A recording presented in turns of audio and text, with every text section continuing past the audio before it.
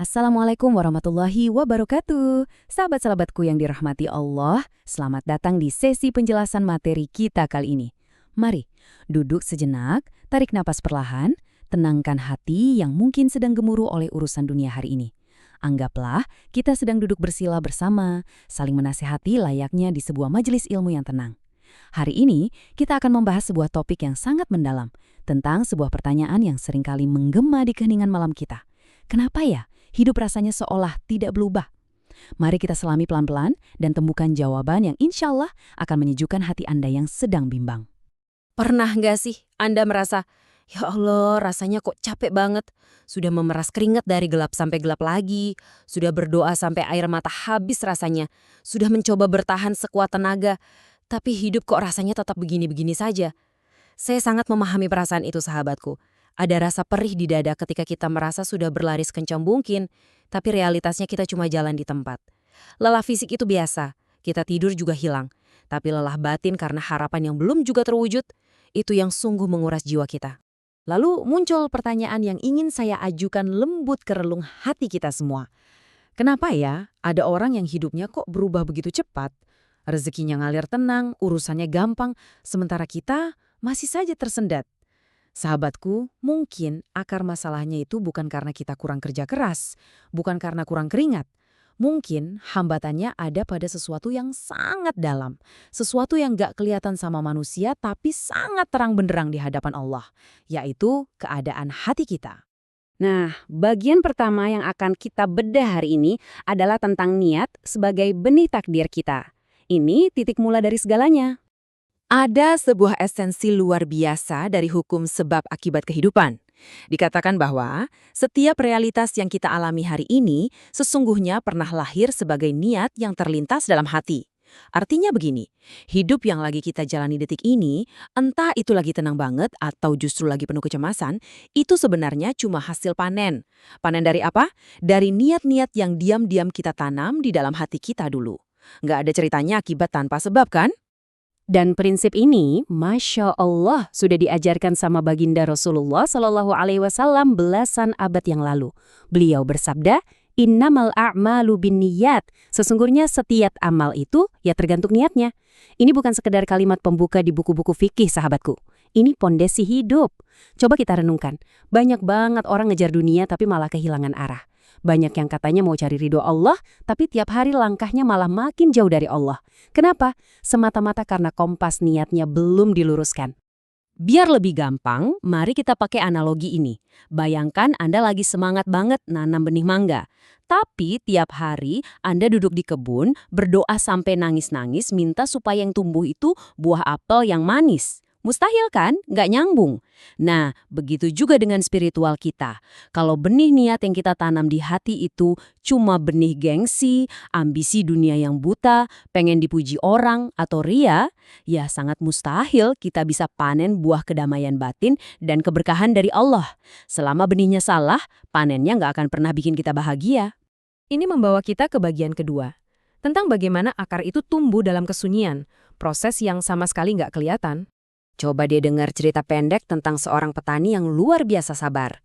Tahap pertama, dia teliti banget milih benih yang paling murni. Ini ibarat kita menata niat. Tahap kedua, pas benihnya udah ditanam, apa langsung jadi buah? Enggak. Benih itu harus masuk ke tanah yang gelap, sunyi, nggak ada satupun orang yang lihat. Di sanalah pelan-pelan akar itu tumbuh dan menguat mencari air. Ini adalah masa di mana kita udah niat karena Allah, tapi hasil dunianya kok belum kelihatan? Tapi sang petani nggak nyerah, dia percaya sama proses di bawah tanah itu. Sampai akhirnya di tahap ketiga, dia nikmatin panen yang penuh berkah. Nah, akar niat kita juga begitu, butuh waktu buat merambat dan memeluk takdir kita sebelum buah kebaikan itu benar-benar muncul di permukaan hidup kita.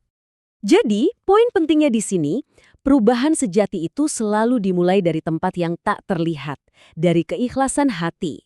Makanya, kejujuran hati itu mahal banget harganya. Kita tuh bisa bohongin bos kita, bisa bohongin pasangan kita, bahkan kelihatan hebat di depan followers media sosial kita. Kita juga sering bohongin diri sendiri. Tapi ingat, kita nggak akan pernah bisa membohongi Allah tentang niat tersembunyi di sudut hati kita yang paling gelap. Sekarang kita masuk ke bagian ketiga. Mari kita mulai menggali niat tersembunyi kita. Kita buka sesi tanya jawab batin sebentar. Tanyakan pelan-pelan ke nurani Anda. Untuk tujuan apa sebenarnya kita ini banting tulang tiap hari? Coba tarik nafas. Ingat-ingat lagi waktu bangun pagi, buru-buru, macet-macetan, nahan amarah di kerjaan. Itu semua buat apa? Apakah murni lillahi ta'ala, mencari ridho Allah dan menafkahi keluarga sebagai ibadah? Atau coba jujur sama diri sendiri? Sekedar biar kita kelihatan sukses di mata manusia, biar kita dipuji tetangga, biar dihormati teman pas reuni, biar feed media sosial kita kelihatan wah? Sahabatku, keinginan dapat validasi manusia inilah yang jadi benih beracun. Ini yang bikin hati kita kerasa kosong melompong, walaupun mungkin dompet kita isinya penuh. Lanjut ke bagian keempat. Gimana caranya kita menyelaraskan ambisi dunia ini supaya berujung pada ridho ilahi? Jangan salah paham, Islam gak nyuruh kita buang ambisi duniawi kok. Ada satu kisah nyata yang sangat menginspirasi dari sumber kita tentang seorang pengusaha muslimah. Dia bilang begini, saya stop ngejar untung cuma buat gengsi. Saya luruskan lagi bisnis saya murni buat dekat sama Allah. Apa dia tutup tokonya? Enggak, dia cuma merombak total pondasi niatnya. Bisnisnya bukan lagi panggung buat pamer, tapi jadi sajadah panjang buat ibadah. Dan Masya Allah dari situlah rezeki yang sejati yang bikin hidupnya tenang mengalir deras. Ada juga cerita dari seseorang yang bertahun-tahun didera stres dan depresi cuma karena ngejar karir yang gak kunjung kecapai. Lelah mentalnya luar biasa. Tapi kedamaian yang dia cari-cari itu akhirnya datang persis di detik dia berserah diri dan meriset ulang niat di hatinya. Waktu dia buang niat beracun, niat pengen balas dendam atau ngebuktiin diri ke orang yang pernah ngeremehin dia, dan diganti murni lillahi ta'ala, plong. Dadanya seketika lapang, bebannya luruh. Dia tetap kerja keras, tapi sekarang kerjanya sambil senyum. Bagian kelima, mari kita praktikan langkah nyatanya. Apa yang bisa kita mulai hari ini? Ini panduan super praktis. Kapanpun Anda lagi ngerasa capek banget, stres, atau bawaannya pengen marah di kerjaan, lakuin 3 hal ini. Pertama, berhenti sebentar, tarik nafas panjang. Kedua, tanya ke dalam hati, ini aku ngerjain semua ini buat siapa sih? Kalau jawabannya buat selain Allah, wajar aja capeknya kerasa menyiksa. Ketiga, buru-buru kembalikan fokus hati ke Allah. Batinin aja, ya Allah, lelahku ini cuma untukmu. Percaya deh, energi Anda pelan-pelan akan balik lagi.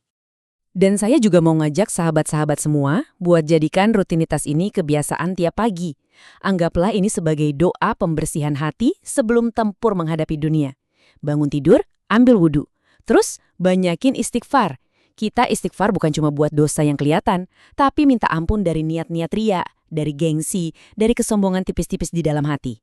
Abis itu barulah tata ulang niat Anda, ikhlaskan, sebelum melangkah keluar rumah buat menjemput takdir.